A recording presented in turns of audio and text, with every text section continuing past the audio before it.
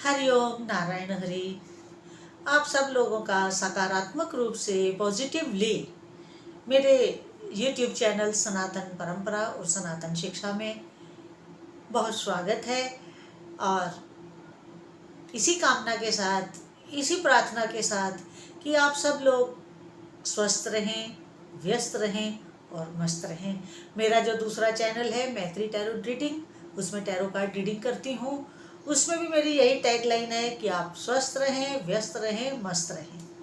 तो यहाँ पर भी मैं वही बात कहती हूँ कि आप व्यस्त रहें, मस्त रहें और स्वस्थ रहें।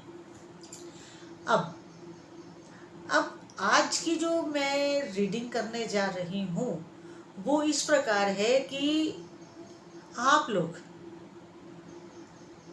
इतने मन से भटक चुके हैं और लोग कहते हैं कि आज के लोगों की बुद्धि बड़ी तेज है, लेकिन मैं कहती हूँ कि आज के लोगों की बुद्धि मंद है। वो शार्प बुद्धि के नहीं है, मंद बुद्धि हो गए हैं। पहले हमारे ऋषि मुनि और संत सन्यासी महात्मा गुरुजन साधु बहुत शार्प विजडम के होते थे।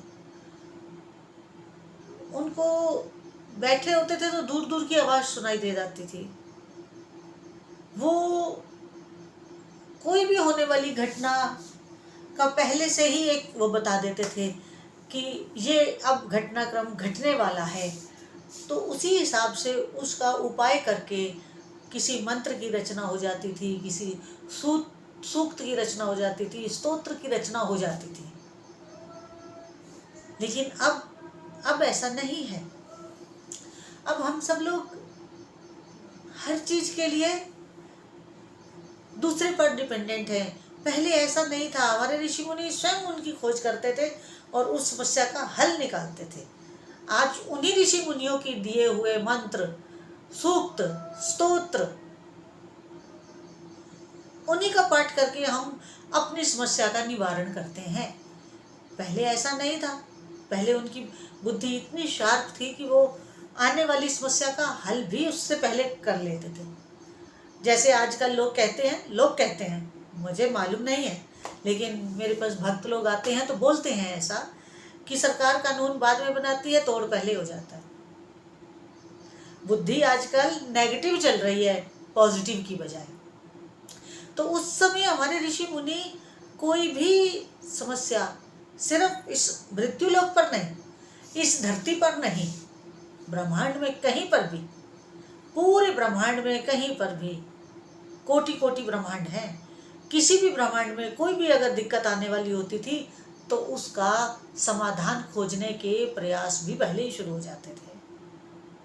अब आप सोच रहे होंगे कि मैं ये बात क्यों कर रही हूँ।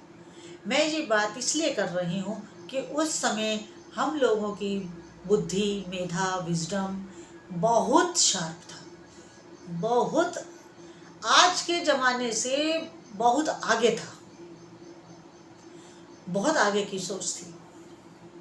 क्यों थी? क्या कारण था कि ऐसा था?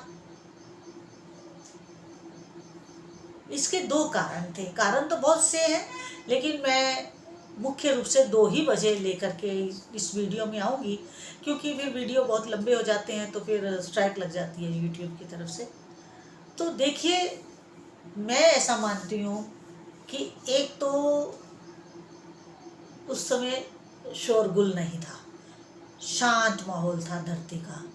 आज की तरह ये मोटर वाहन नहीं थे, पॉल्यूशन नहीं था और जनसंख्या भी ज़्यादा नहीं थी। तो शांत होने की वजह से, और वो नेचर के साथ जुड़ के जीते थे, नेचुरल जीवन जीते थे, आर्टिफिशियल लाइफ नहीं जीते थे।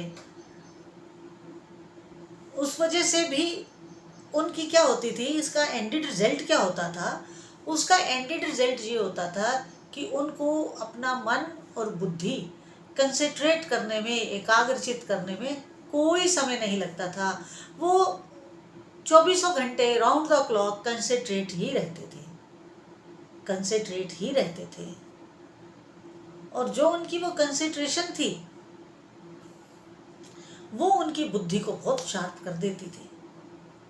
अभी भी हम सब लोगों के घरों में, आप लोगों के घरों में, आप अपने बच्चों को कहते होंगे मन लगा के पढ़ाई करो, एकांत में जाके पढ़ो, शोर में मत पढ़ो, शोर में पढ़ाई नहीं होती है, कहते होंगे आप। एकाग्रचित्त होकर के ध्यान से पढ़ाई करो। ऐसा क्यों कहते हैं? इसलिए कहते हैं कि जब हमारा मन और हमारी बुद्धि, मन और बुद्धि में एक तार का कनेक्शन होगा, एक ही तार से दोनों जुड़े होंगे, कहीं कोई बाहरी शोर नहीं होगा, बाहरी विचार नहीं होगा, बाहरी कोई हमारे अंदर उथल पुथल नहीं होगी, तो उस वजह से जब हम कंसंट्रेट होंगे, हम एकाग्रचित्त होंगे, तो हमारा मन जिस चीज़ के बारे में सोचेगा सही सोचेगा, और जिस चीज़ के बारे में सोचेगा उसके एंड तक जाएगा, और उसका बड़ा पॉजिटिव और बड़ा इफ़ेक्टिव रिजल्ट भी आएगा। आप कभी इस चीज़ को आजमा के देखिएगा। आज भी हमारे संत महात्मा एकांत में रहना पसंद करते हैं, एकांत में रहना पसंद करते हैं। क्यों? क्योंकि उनका कंसंट्रेशन नहीं टूटता है, वो कंसंट्रेट होकर के अपनी भजन, अपनी तपस्या को करते हैं। मैं बहुत बड़ी बात नहीं कर रही हूँ, मैं एक अपना ही एग्जाम्पल देती हूँ। मैं अकेली रहती हूँ, तो जो मुझे मिलते हैं लोग, तो वो कहते हैं आप अकेले कैसे रहते हो, किसी को साथ में रख लो। लेकिन अब उनको मैं कैसे समझाऊं कि मैं अकेली क्यों रहती हूँ? मैं अपनी कंसंट्रेशन को भंग नहीं करना चाहती। मैं कंसंट्रेट होकर के अपना भजन, अपना काम, अपना अध्ययन, जो भी रिटर्न वर्क करना हो या कुछ करना हो, तो मैं अपना करती हूँ। टैरो रीडिंग करती हूँ, मैं रोज़ वीडियो 2 डालती हूँ, आप देखते हैं सब लोग। तो मैं अपने एक उस भाव में रहती हूँ, अपने कंसंट्रेशन में रहती हूँ, एकाग्रचित रहती हूँ, शांत रहती हूँ, किसी से कोई उम्मीद नहीं रखती हूँ, किसी से कोई सरोकार भी नहीं रखती हूँ। तो एक कहावत है हम महात्माओं में, आशा परम दुखम, निराशा परम सुखम। अगर हम किसी से आशा करते हैं तो हमें दुख मिलता है, और हम अगर किसी से कोई आशा नहीं करते, कुछ नहीं करते, कोई उम्मीद नहीं रखते हैं, तो हम सुखी रहते हैं। आशा परम दुखम, निराशा परम सुखम।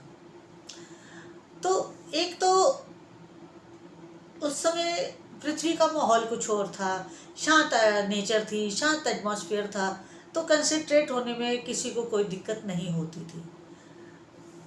और दूसरा ये कि हमारे ऋषि मुनि जंगलों में रह करके, एकांत में रह करके, हर चीज़ के ऊपर कुछ ना कुछ मंत्र का, रुस का एक खोज करते थे। आप मानेंगे नहीं मेरी बात को, क्योंकि आज का माहौल ऐसा हो चुका है कि लोग इन चीज़ों में विश्वास नहीं करते हैं, लेकिन ये बात सच है, सच है कि जो हमारे मंत्र बने, जो हमारे सूक्त बने, जो हमारे स्तोत्र वगैरह बने हैं, आपको मालूम है ऋषि मुनियों ने वो कहाँ से लिए हैं और कैसे लिए हैं? कैसे तो मैंने आपको बता दिया। कंसंट्रेट, एकाग्रचित्त रहते थे वो लोग, उनकी बुद्धि और मन एक ही होकर के चलते थे, कोई उनके अंदर 10 तरह का विचार नहीं चलता था।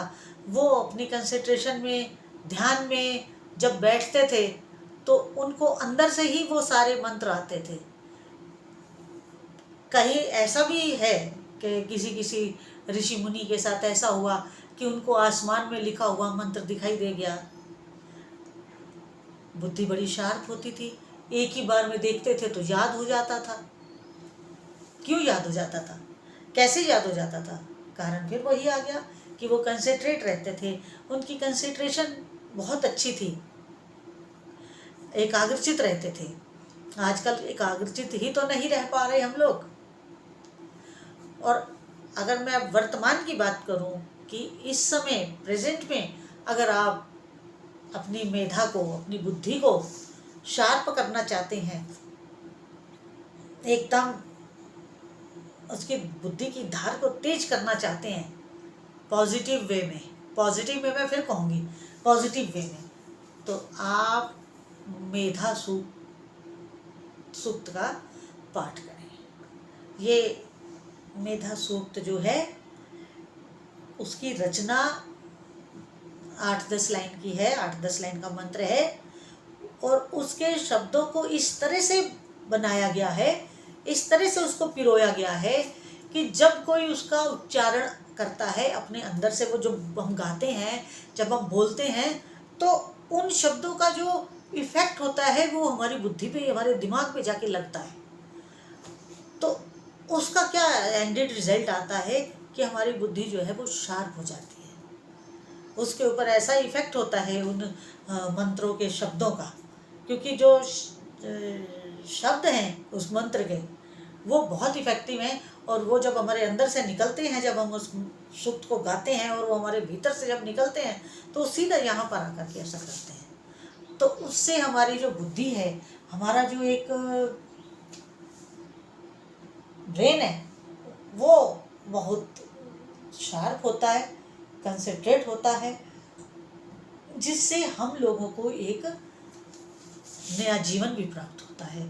क्योंकि जब हमारी सोच नहीं होती है, हमारा सोचने का प्रोसेस एक अच्छा होता है, तो निश्चित रूप से हम लोग बहुत अच्छे काम कर सकते हैं, लोक सेवा कर सकते हैं, लोगों का कल्याण कर सकते हैं। हम किसी से ना भी मिलें तो भी हम किसी का कल्याण कर सकते हैं, क्योंकि हम अगर कंसंट्रेट होंगे तो हमारा परमात्मा के साथ जो कनेक्शन है वो ज़्यादा क्लैरिटी वाला होगा। और जब हम किसी के लिए कोई निष्काम हो करके, क्योंकि जब हम स्वार्थ के साथ किसी के लिए कोई प्रार्थना करते हैं तो उसके पूरा होने में समय लगता है। जब हम निष्काम होकर के, निस्वार्थ होकर के कोई काम करते हैं तो उसके फुलफिलमेंट होने की, उसके कंप्लीशन की जो परसेंटेज है वो बहुत हाई होती है, बहुत हाई होती है। तो आज तो जैसे हमने आपको मेधा सूक्त के बारे में बताया, आगे के वीडियो में मैं मंत्र शक्ति की चर्चा करूंगी कि मंत्रों में कितनी शक्ति है और क्यों मंत्र का जाप करना चाहिए। तो मैं ये इसके ऊपर अगला अपना वीडियो देने वाली हूँ, तो आप उसको ज़रूर सुनिएगा। और अगर आज का भी मेरा ये वीडियो अच्छा लगे तो आप मेरे YouTube चैनल को अधिक से अधिक सब्सक्राइब करिए, लाइक करिए, शेयर करिए। और मेरा मैत्री टैरो रीडिंग जो चैनल है उसको भी सब्सक्राइब करिए, लाइक करिए, शेयर करिए। इस चैनल का नाम सनातन परंपरा और सनातन शिक्षा है, इसे भी ज़रूर करिए। ये मेरा नया चैनल है, तो इसको भी मैं चाहती हूँ कि जन जन तक पहुँचे, ताकि सब लोगों का कल्याण हो, आत्मिक कल्याण हो। तो हरिओम नारायण हरि।